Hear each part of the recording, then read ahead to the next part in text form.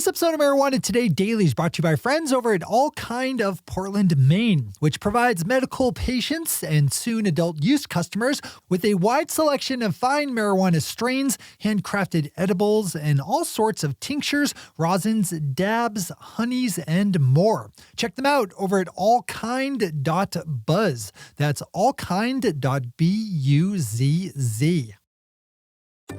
Good morning, Marijuana Nation. It's Tuesday, November 17th, 2020, and you're tuned in to episode 997 of Marijuana Today Daily. I'm your host, Shay Gunther, and I'll be walking you through today's marijuana news and headlines. As always, we have a full and busy day of cannabis news in our hands, so let's jump right into it. Kyle Yeager over at Marijuana Moment leads off the day with a longer form look at the latest developments out of New Jersey, where lawmakers just yesterday passed a decriminalization bill that removes the threat of jail time for people caught with less than an ounce of marijuana, while also making headway on the passage of legislation actually setting up a legal adult use marijuana sales program. While New Jersey voters did just legalize adult use via ballot measure, the Citizens Initiative did not actually contain the makings of a legal market, which is something that now needs to be developed by lawmakers. Kyle's story on this one touches on the ongoing negotiations over things like tax rates and social equity provisions, and is something that you should probably give a read. As we always do, we have all the news we cover linked to on our website, found over at mjtodaydaily.com. A judge in Illinois issued a ruling late last week that rejected a request to halt the state from rerunning the scoring process for adult use marijuana license applications. Illinois is set to give out 75 new adult use business licenses and had earlier this year set up a process to score applicants for entry into a pool from which license winners would be drawn. That initial process was criticized after just 21 applicants were chosen to be given the 75 new licenses, which moved the state to do the whole thing over again. That did not sit well with 3 of the applicants, all of whom received perfect scores, so they sued the state to uphold the original process. That legal challenge was tossed out on Thursday by Sangamon County Judge Adam Gigante, who said in his ruling that any delays in the licensing process would be harmful to the public interest. Mexico grabs today's final top spot with a group of Mexican lawmakers meeting on Friday to work on a new bill to legalize adult use marijuana nationwide. This very long-running process is spurred by a Supreme Court ruling ordering that adult use prohibition be lifted. The deadline for doing that has come and gone a couple times now, with the original date to legalize falling on October of last year, which then got kicked to this spring and then further down the road thanks to the coronavirus. Right now, the standing deadline is December 15th, coming up in less than a month. On Friday, the Mexican Senate met and advanced new legislation to legalize adult use sales, with plans to meet again tomorrow to finalize things on their end. From there, the bill still has a few legislative hoops to jump through before landing on the desk of Mexico's president, Andrés Manuel López Obrador. After a long time coming now, this feels like it might be near an actual resolution. Give this one a read today. It will be very big news indeed when Mexico legalizes. Those are the top stories for today. It's time for Marijuana Today Daily Headlines Blitz.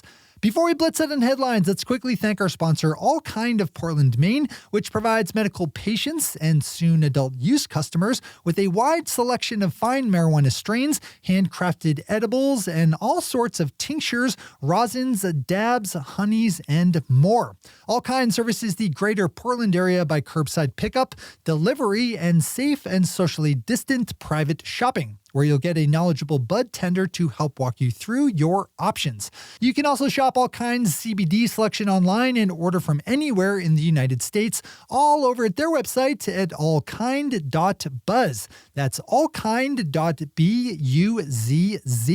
You can also browse All Kind's extensive menu on both Leafly and Weed Maps. When you think about living the lifted life, you should be thinking All Kind. Maine grown, Maine made, enjoyed by All Kinds. That's All Kind of Portland, Maine. Big thanks for the support that helps us keep the news lights on.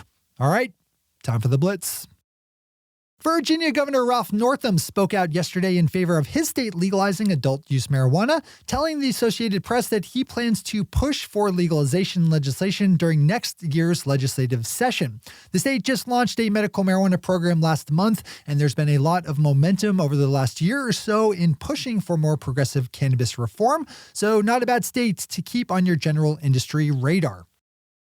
Rhode Island is another good state to be tracking for cannabis reform, as on Friday, incoming House Speaker Joseph Shekarchi said he's open to the idea of legalizing and that the state's lawmakers are, quote, very close, unquote, to being ready to legalize. Rhode Island's state House, Senate, and governorship are all in the hands of Democrats, so there's good reason to believe we'll be seeing Rhode Island join in with other legal cannabis states next year. Multi-state cannabis operator Columbia Care just released its third quarter results for 2020 with just over $54 million in combined revenue, stacked up on gross profits of $17 million and a positive adjusted EBITDA of a touch over $3 million, which is always great to hear. New Cannabis Ventures has a good write-up on this with more detail and whatnot. Swing over for a read if you need. Marijuana Business Daily has another set of financials to report as Pure Sunfarms of British Columbia, Canada saw its own positive adjusted EBITDA of around $4.3 million, up sequentially 125%. Pure Sunfarms pulled out those profits from $17 million in net sales. Pure Sunfarms was bought last year by fellow BC company Village Farms International, which reported its own financial results of $43 million in sales and an adjusted EBITDA of positive $4.6 million. Vireo Health, a multi-state cannabis operator based in Minnesota, just announced that it has sold 2 medical marijuana dispensaries in Pennsylvania to fellow MSO Jushi Holdings for $5 million in cash. Jushi bought up Vireo's stake in the LLC Pennsylvania Dispensary Solutions, which currently runs shops in Scranton and Bethlehem, with a third in development in Stroud Township. Bart Shainman over at Marijuana Business Daily takes a good look at how wholesale prices for legal marijuana and industrial hemp oil have fared in recent days and weeks. In short, prices are mostly on the downslope in states like California, Oregon, and Colorado, driven by a large supply of marijuana that was put to soil this year after buyers drove up demand during the early days of the coronavirus lockdown. Even so, legal marijuana exists in today's markets in 50 separate silos, so the actual price per unit of cannabis oil varies widely, ranging from a low average of $5.64 per gram in Oregon up to $37.20 in Alaska. Even Michigan is running a price of around $26 per gram. This is one of those stories that you really should just absorb in full. Pop on over. It's always smart to have a good handle on pricing. We end today's headlines on a happier note, as 71-year-old Richard Delisi will soon be released from prison after serving more than 32 years in jail for selling cannabis. Mr. Delisi was jailed with his brother Ted back in the late 80s and given a 90-year sentence, again for selling marijuana. Thankfully, Mr. Delisi's case was taken up by the nonprofit organization The Last Prisoner Project, which announced the news of Delisi's early release late last week. Mr. Delisi will be freed sometime next month and says he looks forward to spending time with his family, who he has not seen out of a jail setting for far too long. You can and should read more about the Last Prisoner Project over at their website, lastprisonerproject.org, where you can also donate to help fund their work. The drug war is not over until the last prisoner comes home. Those are the headlines and news for the day. I'll be back with you again tomorrow with another information-packed episode of Marijuana Today Daily. But in the meantime, if you have any stories to share or feedback to give, zip us an email to headlines@mjtodaydaily.com. And while you're clicking around the interwebs, swing over to our website at mjtodaydaily.com to find links to all the news we cover.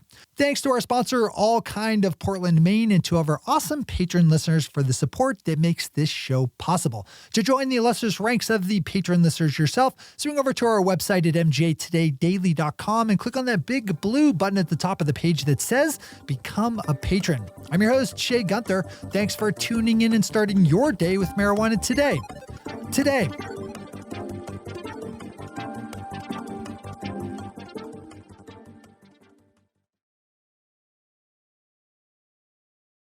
One take, Shay. One take.